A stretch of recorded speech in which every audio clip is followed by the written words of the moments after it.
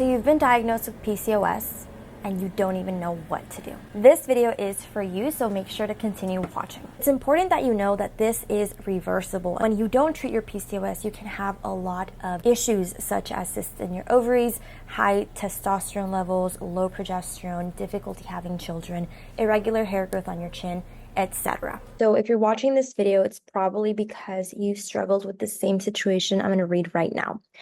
After having an ultrasound at 18 years old, I was told I had PCOS. On the screen of the machine, I could see a whole bunch of tiny little cysts on my ovaries, but I wasn't quite sure how this would affect me.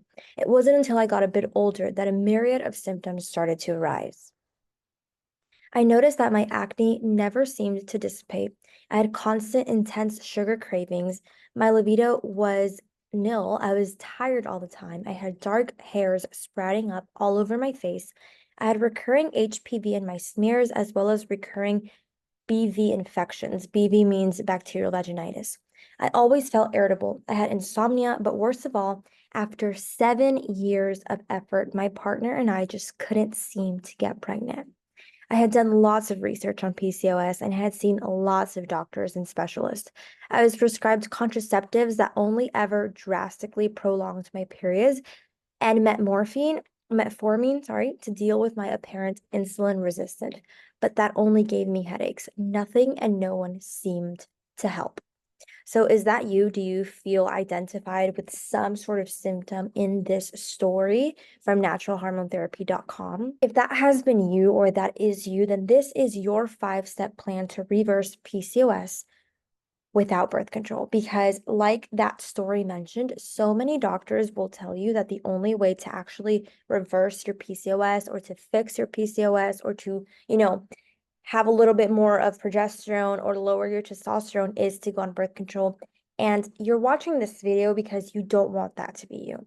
So here is your 5-step plan to reverse PCOS naturally. Now, in this video, you will leave with this value. You will know how PCOS affects you, why it's important to reverse it, 2 types of women with PCOS, what PCOS even is, your hormones and the female endocrine system, how to know if you have PCOS, and if you do, how to reverse PCOS naturally. So first of all, I want to address how PCOS affects you, okay? Because this is your body we're talking about. This is your life. This is your mental health we're talking about. So it's been proven that PCOS gives you irregular periods. It gives you acne. It gives you weight gain in the midsection, hair loss. And then not just hair loss, right? But then hair growth where we don't want it. So in your chin, in your upper lips, in your chest, in your sideburns, a string of pearl type cysts. So you look at your ovaries and there's like a string of pearls, and those are cysts. Extreme PMS and cramping, insulin resistance, or even type 2 diabetes, because insulin resistance many times is referred to as prediabetes because it's your body letting you know that, hey, we could kind of reach type 2 diabetes at some point. Lots and lots of headaches, sleep apnea, and worst of all, but the one that affects so many women, is infertility. Now, you don't have to cross or check all of these symptoms, but maybe you identify with at least 3 or 4 of these symptoms or all of them. If you haven't said, okay, that's me, like I struggle with those things that you mentioned, here's why it's important to reverse it. Who wants to live with irritability, acne, PMS, irregular hair growth, even hair loss? Like, who wants to live with looking at yourself in the mirror every day and hating how you feel? Not necessarily physically, even though that can affect, but how you feel on the inside. You don't have the capacity to fall asleep all night, but then you wake up and you've gotten about like 2 hours of sleep, and then you wake up and you feel tired, you feel lethargic, you have no sex drive. If you are, wanting to be intimate with your husband, you have no sex drive. You're irritable all the time. You're having acne that's coming out from God knows where. It's all over your face. Who wants to live with that, right? And then if you're trying for a baby, you want to conceive, you want to grow your family, who wants to live with 7+ years of infertility? This is why it's important to reverse it. You might always have PCOS, right? It's something that you have, but you can definitely manage it. It's just like women with endometriosis. You're going to have it, but you can manage it. And so you can live your life without irritability, without acne, without PMS, without irregular hair growth, and you can live your life with ultimate and optimal fertility. You don't have to get to the point of giving up on yourself and on your PCOS and listening to some doctor tell you, here's a birth control pill because it's the only thing that's going to help you. You and I both know that's not true. So if you follow the next steps, you'll be able to live pain-free without suffering, and you'll be able to manage your PCOS. I actually want to share a story of one of my clients, Jay. She's 24. For privacy reasons, I will not disclose her name, but she actually has PCOS and she was having disrupted sleep. And when she was actually able to work with me, she was able to just manage her symptoms and understand how her body works. And she was skeptical because she's tried so many things before and they have not worked. But she was able to understand the basics of her body, and she has been able to manage her PCOS. She was able to go from no period to a period every month. She was able to go from intense hair growth, like it was fine hair growth, but it was intense in her arms and in her stomach area, right, her belly, to controlled hair growth. She was able to go from irritability every single day, like she would wake up mad, and she was able to control that. And now, her family doesn't even recognize her. They're like, who is this? Like, why are you in such a good mood? That can be you too. And then there's also a story of this other client of mine, this student of mine, Claudia. She was not ovulating, and now she ovulated again this month. And she's waking up energized, and she's, having all of this mood and all of this energy to live the life that she wants. And that can be you too. But guess what? I'm going to give you for free everything that doctors charge. Doctors charge high amounts of money to give you the information that I'm going to give you right now. And it's backed by science. So I'm not a doctor. I never claimed to be. But if you're watching this video, it's because you've been to the doctors and you're tired of not getting the answers that you know you deserve. So what is PCOS? PCOS is an endocrine disorder that affects the ovaries. What does an endocrine disorder mean? When you look at your endocrine system, it's supposed to function in a natural way, and we'll get into that in a bit. But if it's not functioning in an optimal way, in the natural way of things, it means that there is something out of order. So that is what an endocrine disorder means. But this endocrine disorder specifically affects the ovaries. The name PCOS stands for polycystic ovarian syndrome. And so it affects your ovaries, but it also affects your pancreas, it affects your thyroid, it affects your adrenal glands, which are part of the endocrine system. And this is the statistic I wanted to share. 6 million women in the US have PCOS. And we're going to talk a little bit more later on about how to know if you have PCOS specifically. But 6 million women in the US have PCOS. And this has been increasing with the years, right? Women are faced with the problem and the struggle of having PCOS. They look at their underwear and it's full of blood and they're thinking it's their period, but it's not. It's a cyst that bursted, right? They're looking at their pregnancy test, hoping that it's a positive, but once again, it's negative. They're waking up in the morning tired, exhausted, irritable, and they're wondering, man, is something wrong with me? I'm really trying, like, I don't want to be so rude. But their emotions are not in check. Their hormones are not balanced. This is actually the leading form of endocrine disruption in women of reproductive age. So if you are from the age of, let's say, 18 to 40 or 18 to 45, which is when most women are fertile before menopause, right after getting your menstruation or your period and before menopause, you are able to conceive. This is the leading form of endocrine disruption in women. Insulin resistance can play a leading role in the development of PCOS. So it's there's a general accepted principle that insulin resistance can cause PCOS, or that PCOS, one of the symptoms that show up when you have PCOS is insulin resistance. So let's actually talk a little bit about what insulin resistance is. Many doctors will tell you that it's another term for prediabetes. And so when you eat food, and this is according to Mayo Clinic, when you eat food, your body converts that food into dietary sugars, sugars that your body needs. But guess what? Insulin is a hormone released by the pancreas, because the pancreas are one of the glands in your endocrine system. And these pancreas, they secrete the hormone called insulin. And it tells your cells to open up to that sugar and convert that sugar into energy. So guess what? Put two and two together. If your pancreas are supposed to release insulin and tell your cells, hey, open up and get that sugar and make energy out of it. If your body is having insulin resistance, instead of those cells opening up, they are closing. They don't open up. They don't convert that insulin or that sugar into energy. Therefore, it's resulting in excessive sugar in the blood. And over time, the pancreas can keep trying to regulate the blood sugar, trying to produce more and more insulin until eventually they wear out and they can't really produce large amounts of insulin anymore. And so as a result, blood sugar levels increase to the point of being in the diabetic range. And that's why so many doctors tell you, hey, you're pre-diabetic. We got to get this under control so you don't become diabetic. Okay. Now, this is what I want to talk about, like the female endocrine system, what it is. So we have 9 glands in the endocrine system that are responsible for producing, storing, and secreting hormones. What does secrete mean? It just means like releasing hormones. These glands are the hypothalamus, the pituitary gland, and the pineal gland in your brain. Yes, your brain releases hormones. You have the thyroid gland and the parathyroid gland, right? 2 parts of the thyroid gland right here. You have the thymus, you have the pancreas, you have the adrenal glands. Those are responsible for releasing adrenaline. Have you heard of that? It's a stress hormone. And you have the ovaries. So the ovaries are part of the endocrine system, and polycystic ovarian syndrome affects what? The ovaries. So that is why all of this is connected and it affects your endocrine system. Now, here's the criteria to diagnose PCOS according to the Society of Endocrinology.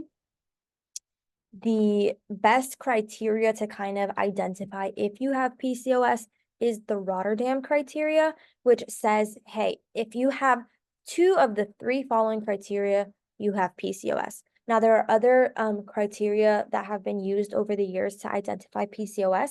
And so depending on which one your doctor uses or doctors across the nation use, the amount of women with PCOS will be greater or smaller. Now, here are the 3 criteria. The first one is hyperandrogenism.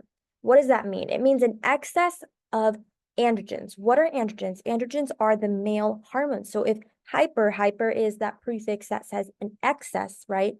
And women have testosterone. Testosterone is the one that spikes in your ovulation, right? The day of your ovulation, you have a spike in testosterone. So it's not like, oh my gosh, why do women have testosterone? No. We have testosterone, but when you have an excess level of testosterone, that is where the problem arises. And that is why you will notice chin hair growth, chest hair growth, weight in your midsection. Like, I'm going to talk about the symptoms later on, but this is why it's so important that you understand, hey, when you have excess androgen levels, you might have PCOS. Another one is ovulatory dysfunction. So you're having problems with your ovulation. And if you've seen my training about why you're not ovulating or why you're getting irregular periods, it's because when you have a hormone imbalance, specifically low estrogen or low LH levels, your body will not ovulate. And so what happens? You might get oligomenorrhea, which is irregular periods. That means that you get your period this month, but then you don't get it for the next 3 months or even 6 months. And instead of having 12 consistent, periods or menstruations, you have maybe 8 menstruations a year because you're not getting your period regularly. Or maybe you might have amenorrhea, which is your periods are missing. Like you had one today and then you don't get it like in the next 6 months, right? So there's a difference between both of those. You can definitely check out the private training if you want later on, like DM me for the info. But then not just ovulating, like not just a difficulty ovulating and getting your period, but then you might also have abnormally heavy, short, or long menstrual cycles. And then finally, the one that obviously the elephant in the room, right? Like no crap, polycystic ovaries. So you have multiple cysts in your ovaries. Now, this is what a string of pearls in your ovaries might look like. You don't need to have a string of pearls in the ovaries, but if you do, you probably have PCOS, or you have PCOS for sure, because there's no way that you have strings of pearls in your ovaries and nothing happens, right? So this is an example of a right ovary with cysts. How to reverse your PCOS naturally, right? Number 1, get a full hormone panel. I always tell my students that. Now, it's important to get a hormone panel because Excess androgens or male hormones, like we talked about, can cause acne, can cause the weight gain around the midsection, can cause the facial hair growth, and can cause the missed periods. And then if you have estrogen dominance, right, which is where you have way too many like high levels of estrogen, and then you have really, really, really low levels of progesterone when it's necessary, it can lead to long menstrual cycles. It can lead to heavy cramping, intense PMS, because PMS happens when you have low levels of progesterone during your luteal phase. And then it can also cause infertility. So that's why it's important to get your hormones checked. Now, what can you do? Because getting your hormones checked is just to kind of be sure about which specific hormone is elevated or low. But then what can you do like right now? Right now, you can start eating an anti-inflammatory diet. What does this mean? This means a diet low in ultra-processed foods, in like highly refined carbs, and in ultra refined oils, right? Low in those things. And then we're going to look at vegetables, right? If you have gut issues, I really recommend going animal based, which is like low amounts of vegetables, because you might have gut issues and so it might be hard to digest. But if you're going to have some veggies, like make sure that they're cooked. But I personally love like carrots are good in the diet. Then fruits, like local seasonal fruits, because that way they don't have to travel from afar, so they don't lose their nutrients. And then you're also kind of eating according to your season in the area where you live, right? Then also grass-fed and pasture-raised meats, organs, they have high value, like high nutritional value. So, we're looking at ground beef and things like this. I always opt for grass-fed, pasture-raised. It's just you're kind of going the safe route of not having, animals that are fed soy and corn and all these things.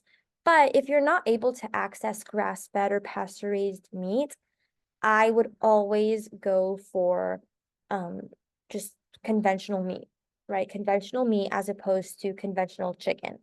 Like if it were up to me, I wouldn't even eat chicken. But if I eat chicken, it's pasture raised. I just don't trust the feed that these companies and these industrial farms give to their animals. And so if you look at a chicken versus a cow, a chicken is very small, does not have more than one stomach, versus a cow, which is very large, has a couple of stomachs, so it's able to digest better. And then once you eat that, it's just you have less toxins, right, to digest on your own. So that's just my point of view. That's my thinking. You don't have to quote me on that. I just prefer that, like in the case that you're not able to afford grass-fed or pasture-raised meats. But I do recommend pasture-raised eggs, because eggs have so many nutrients. They have choline, they have a bunch of vitamins, and they just help you so much. And so if you're able to find local eggs or pasture-raised eggs, that's going to be super good for you. Also, if you're gonna eat fish, I'm not a big fan of fish. I just don't like the taste. But if you're gonna eat fish, make sure it's wild caught. Okay, don't buy anything that says farm raised.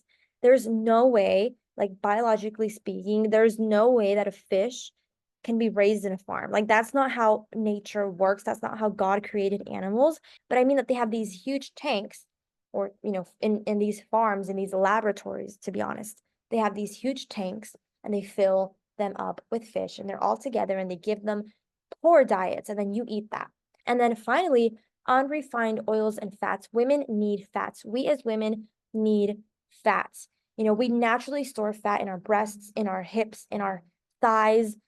But then when we have abnormal amounts of unrefined oils in our systems, that's when we start getting, weight in the midsection, or extremely huge breasts, or extremely huge hips that are out of proportion with what our body can naturally hold. Fats like coconut oil, olive oil, grass-fed butter, healthy fats like avocado. Another thing is to exercise smarter, not harder. So if you do more exercise than you need to, you will elevate your adrenals. So like your adrenaline will be elevated, and it can confuse the rest of your hormones. So your body's like, which one is it, right? And I always say this, your body prioritizes survival over fertility. Your body does not think, okay, you need to get pregnant. No, your body thinks you need to survive.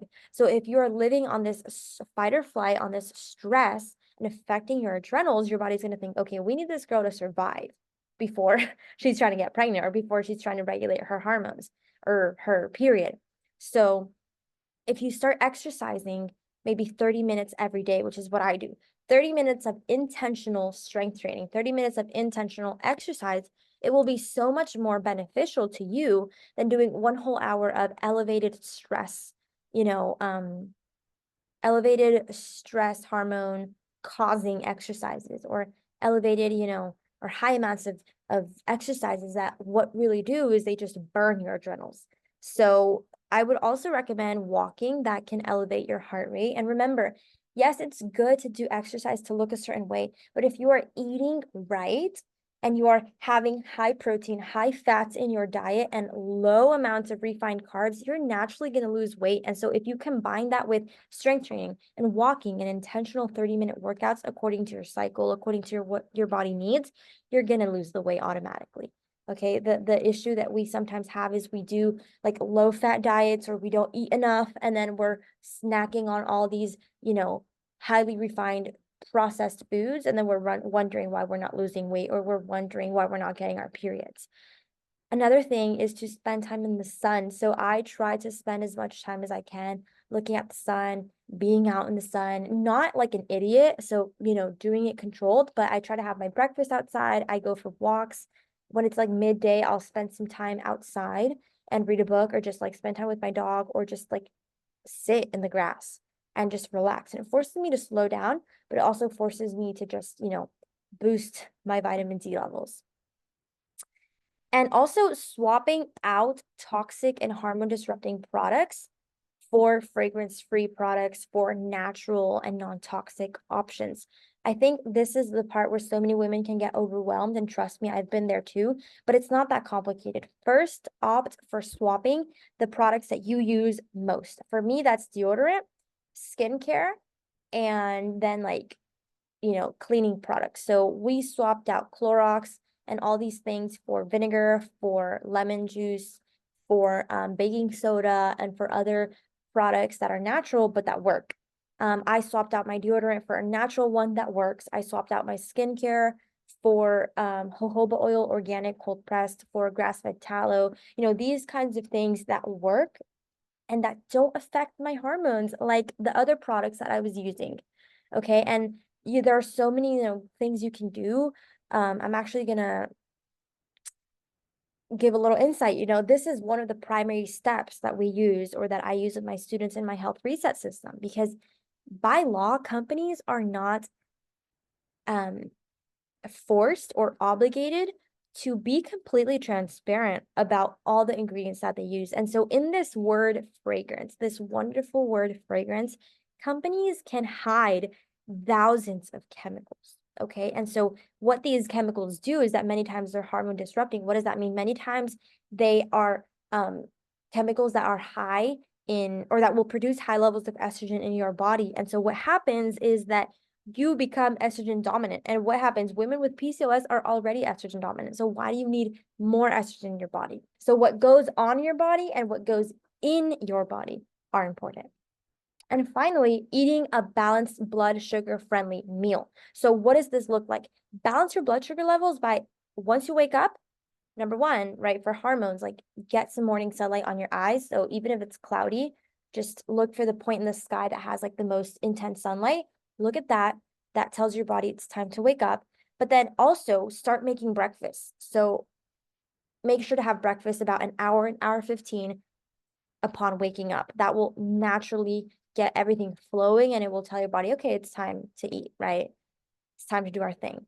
Another thing is to make sure that your meals are balanced. So focus on protein, focus on high quality fats, and non-refined or ultra processed carbs. Opt for about 30 grams of protein each meal. What this will do is it will make you full, it will make you satiated until your next meal, and it will cut out the chances of you snacking on ultra processed carbs. It will cut out the chances, it will reduce the chances of you snacking on all these little sweets and treats that you naturally crave when you're hungry. So just, it's basic. Like how do you reverse, or how do you reduce the chances of you being hungry all the time? Eating, but not just eating anything, right? Because if that were the case, then we'd be eating all the time. It's eating foods high in protein, because protein is what gives you satiation. Is that a word? It's what makes you satiated. It's what makes you full. carbs are what give you energy. So what happens is that many times we eat so many carbs, so we have that boost of energy, that spike in our blood sugar. Then an hour later, we're like, I'm so hungry. I don't even feel like I ate, you know? And then also another thing that can help is to go for a walk after eating. This will just do a little, help your circadian rhythm of digestion, and it will just help your body kind of digest food better. So with that said, I just want to touch again, you are able to reverse your PCOS. You're able to manage it. Look at Jay, 24 years old, and she's already having to deal with this. And many of you, this has been the case. Many of you have been dealing with this since you were 18, right? And so just do the math. Your age minus 18, that looks like 6 to 18 years for many of you of dealing with PCOS. I know some of you that are, like, I don't know you personally like that, but you've told me you are 30 now and you've been dealing with PCOS since you were 18. You are 35 now. You've been dealing with PCOS since you were 18. Look at Jay. She's 24. She's been dealing with PCOS for many years now. So it is possible to reverse these symptoms, to get them under control. Look at Claudia, right? She wasn't ovulating and now she is. That's not just magic. It doesn't just happen like that. She was committed to doing the things that I already told you girls in the last slides, right? Once again, there are two types of women. The one that will see this information, she will do everything in her power to reverse those symptoms. And then the one that will see all of this and she will close the tab and she will continue living her life with the pain and the suffering. So which one are you? If you are the first one, you are decided, you are hopeful, and you know that you can do everything in your power to reverse your PCOS symptoms, then this is what you can do. You can DM me the word reverse on IG so that I can help you. Or if you're ready, you can book a call below, and my booking link is in the description. I really hope that this training was of value to you because I just told you what you have to do to reverse your PCOS. Even if you decide to work with me or not, even if you decide to let me help you or not, you have the necessary steps to reverse your PCOS. So I really hope that you are the type of woman that knows what she has to do, that knows that she needs help, and that does what she has to do to reverse that PCOS.